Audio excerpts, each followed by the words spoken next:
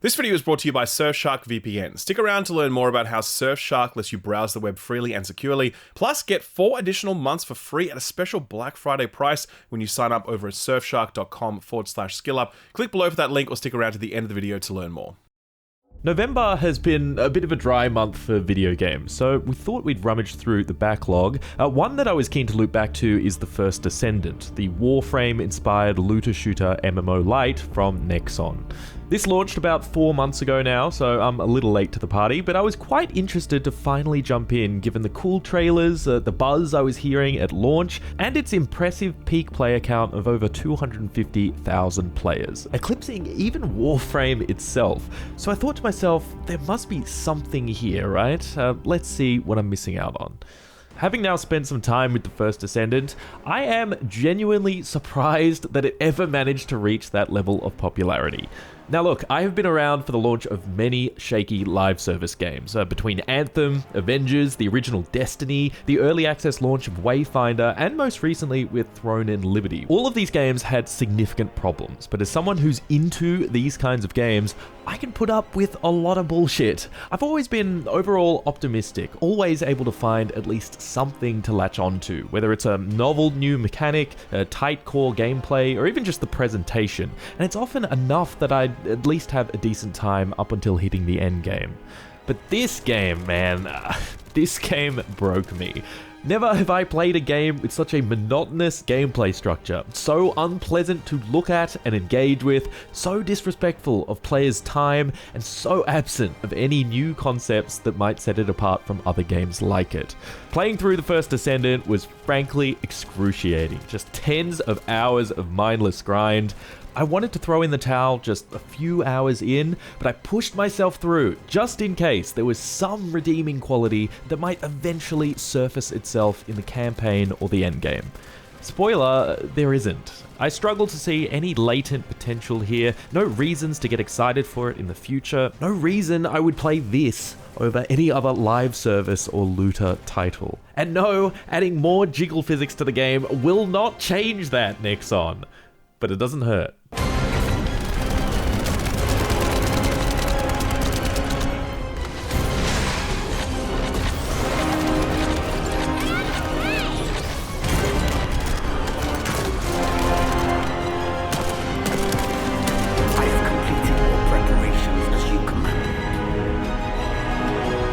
Before we dive into the critique, let's talk about the stuff that I liked about the First Descendant. The visuals can look great at times, boasting an impressive sense of scale and detail. The gunplay and character kits are decent. This grapple hook thing is fun to use, and these spectacle boss fights can be quite an engaging mechanical challenge. That's it. That's all I got. The rest of this is going to be pretty scathing, so buckle up. Now, the first thing that jumped out at me in some of the trailers and promo videos was the presentation. And as I said, sometimes the game does look quite nice, particularly when it comes to those more natural environments. But most of the time, man, I do not find this a very pleasant game to look at. It starts with the UI clutter. Like, it unironically looks like that Elden Ring UI meme.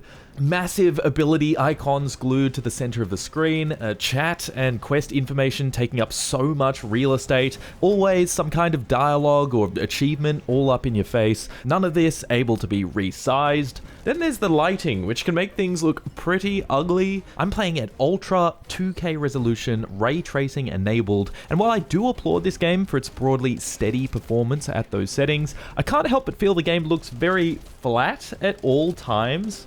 This eye adaptation that kicks in makes reflective surfaces have this strange shimmering effect and also often blows out the game to the point of being blinding.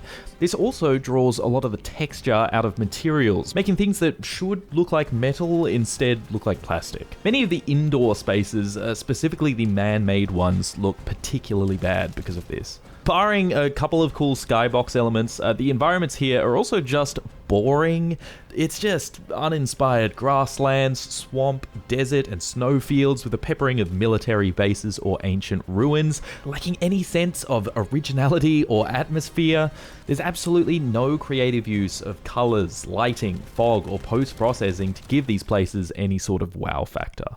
Pulling you through these locations is a story that is, unsurprisingly, not good. As someone who sat through every conversation and cutscene, I can tell you it's not worth paying attention to, if there was any doubt at all. While there are some surprisingly competent voice performances here, it's mostly a cast of dry, one-note characters navigating a trite conflict that you've seen many times before. Bad guy needs 3 MacGuffins to take over the universe. Good guys must get to them first. Oh, but they've also got to be careful because humans are easily tempted by their power or whatever. The entire campaign is just us showing up to where the next MacGuffin is supposed to be, only for it to once again be pulled out of reach, and the goose chase continues. Hey, how long do you plan on just standing there? Go back to Albion and bring reinforcements or something. Better get comfy and pop on a new podcast series to burn through, because surprise, surprise, that repetition in the narrative is just window dressing for a painfully repetitive gameplay structure. Every story mission is this. You load into an open world zone, you're asked to do a bunch of menial missions in whatever order, then do a little dungeon thing, and then load into the next zone. It is no joke, just this on repeat for almost 30 hours. It actually drove me nuts. Like, every time more of those mission icons popped up, I had to get up and take a breather. There has been no effort made here to provide any compelling narrative dressing, no randomization in where or how these missions play out. It is the same 3 or 4 missions repeated over and over again, all of them just some form of wave clear. It is basically Destiny Patrols the game. The only thing that could have made this even somewhat tolerable is if the game had, like, incredible combat, but for me, it's just serviceable. Each region does present new enemy types, but given enemies pose 0 threat until late into the endgame, this is essentially meaningless. The few bosses and mini-bosses you come across use the exact same mechanics, breaking their invuln phase by either shooting a few balls flying above them or killing the enemies that are tethered to them. The gunplay is decent, in that every weapon has good feedback and popping heads feels satisfying.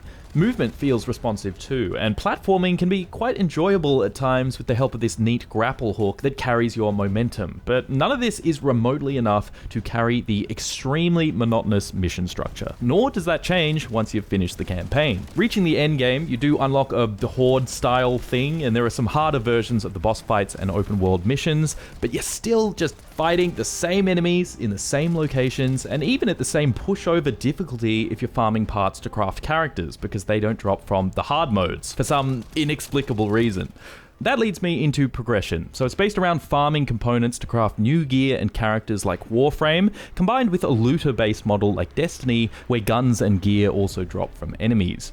With that looter model tacked onto what is already a grindy game, inventory management becomes a nightmare. No exaggeration, gear drops about as often as ammo does. So you are constantly having your inventory filled up, forced to dismantle things mid-mission to make room, never forming any connection to specific weapons because they're almost instantly outdated. You can infuse one weapon's level into another, like in Destiny, but that requires loading back into the hub area, and you need to craft a specific item to do so. Just no point in doing this until you've hit the end game. It's such an unwieldy experience that renders the buildcraft basically impossible to engage with throughout the campaign, which is a shame because the buildcraft side of the game isn't bad. It's difficult to fault in the sense that it's basically identical to Warframe. You slot mods into weapons and characters to boost specific stats. So yeah, like, it does feel good to crank up the fire rate on a shotgun and watch it rip through a boss. But at the end of the day, you're still just shooting guns with minimal differences in handling. I would love to tell you then that the diverse character kits inject gameplay variety where the missions and combat don't. But I was only able to unlock 2 of them in my time with the game, one of which being the starter character and the other being a guaranteed unlock. Their kits are decent enough. I mean, I mostly played as a guy who's basically a Destiny Titan with a couple AoE slam abilities and 2 deployable shields. I also played this interesting one called Bunny. She gains an electrical charge from running around, which increases the damage on her abilities, to the point that I rarely ever needed to even fire my gun.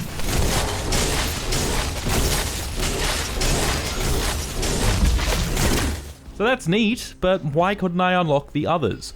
Well, this is where we get into some questionable stuff regarding drop rates. As I said, you're farming these missions for components to craft weapons and characters, but each part only has like a 20% drop chance at most, with some as low as 6%. So that kind of sucks, right? Well, it gets worse. After farming hours for just one of those 20% drops to no avail, I thought something was up.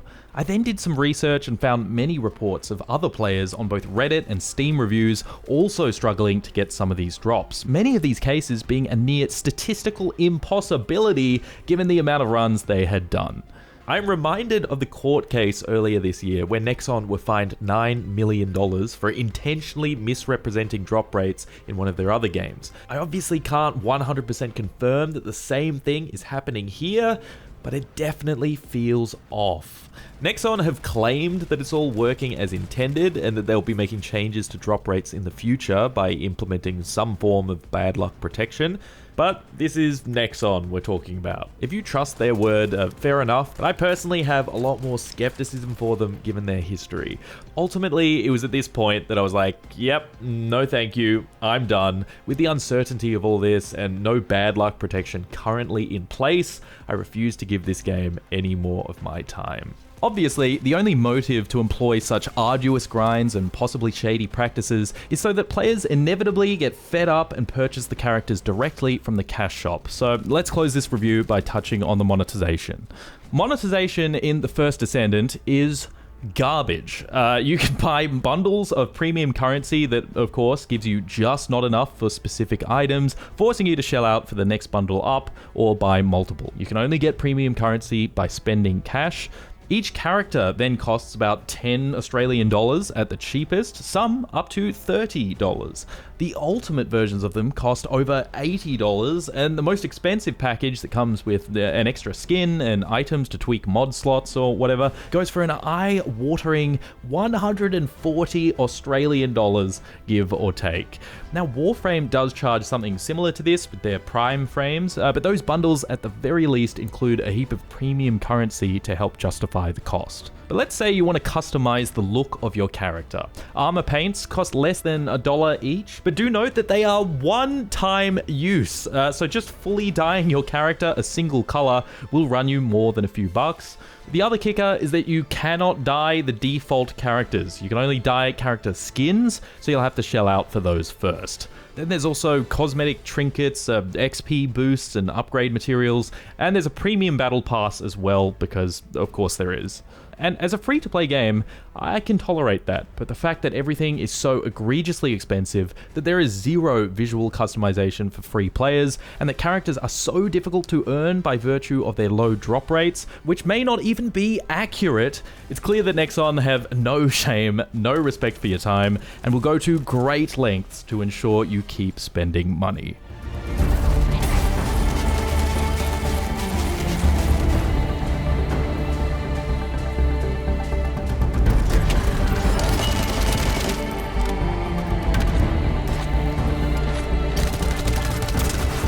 Looking through the more positive reviews for this game, the most common sentiment is that if you like Warframe, you will like this, with most of the praise directed at the gunplay, progression, and visuals. Broadly, I can see where those people are coming from. As I've mentioned throughout this video, some of that stuff is okay. I can totally see players who are deep into the end game having a good time with the power progression in the same way that you would any other looter. What the crazy launch numbers really show is that people are hungry for an alternative to Warframe, because what's there has grown a little stale or didn't click with them in the first place. But this is not it. For me, it was like rocking up to my favorite burger joint, trying something new on the menu, and then immediately regretting that choice after the first bite, with every bite thereafter serving as a reminder of how much more I would have enjoyed my usual meal. I think players quickly realized this too, as indicated by its 60% mixed review status on Steam and cratering monthly population. I know live service games evolve over time, but I have little confidence that Nexon will address this game's core issues, and I haven't even mentioned all the other things that bug me about this game, like how the matchmaking often parties you up with high-level players who will one-shot every encounter, how ugly all the menus are, how spread apart all the different crafting and upgrade stations are in the player hub, and that the fiesta of ridiculous outfits I see every time I load in there makes me feel like I've awkwardly shown up to a costume party where I'm the only one in costume. All of this is to say that if you've already tried Warframe and are looking for an alternative, there are far better options out there. Destiny's going through a rough patch, sure, but the core gameplay is rock solid as ever. You've got ARPGs like Path of Exile and Diablo that'll also scratch that looter itch. Wayfinder released into 1.0 recently, that offers a similar experience but without the microtransactions, as does Space Marine 2 and Remnant 2. The First Descendant pales in comparison to the competition, but even setting aside those comparisons, even as a free-to-play title, it is not worth an ounce of your time. I absolutely do not recommend it. Let me tell you about the most recent time that I used this video sponsor, Surfshark VPN. I was trying to follow the results of the US election, and there were a bunch of sites and live feeds that I couldn't access because I'm in Australia. Luckily, I had Surfshark VPN installed, and so with just a few simple clicks, I could set myself to an American server location, and boom, no more geolocking, I could browse the net freely. This is a really common scenario, since right now the internet is getting more and more carved up geographically, with companies limiting which content you can access and which price points you can buy things at based on where you live. Australia is a really good example of this. There's a bunch of streaming content that we can't access on various streaming platforms because reasons, but I don't have to worry about any of those limitations thanks to Surfshark. There's also the security angle too, since Surfshark VPN encrypts your data, making it safer to browse the internet. Surfshark even offers a complete security package, including stuff like antivirus and anti-malware tools, real-time reports if a company that has some of your personal data gets hacked, and even a masked email generator that lets you create dummy emails when you want to sign up to something without having to hand over your actual email address. And yeah, there is also the online shopping angle, where access to regional pricing can get you some tidy discounts depending on what you're buying and where you're buying it from. Best of all, Surfshark is incredibly affordable, especially at the moment, since they're running a very rare and very steep Black Friday discount. I really recommend just clicking on the link below just to see how inexpensive it is to properly protect yourself online and get all these benefits. For real, if this just gives you access to one regional pricing discount, that'll go a long way towards this paying for itself. It's insane value given the freedom, discounts, and peace of mind. And if you sign up over at surfshark.com/skillup, you'll not only get that Black Friday discount, but you'll also get an additional 4 months for free. That's surfshark.com/skillup for a handsome Black Friday discount plus 4 additional months for free. You'll find that link below in the description and in the pinned comment. Thanks Surfshark for sponsoring the video, and thank you for watching it.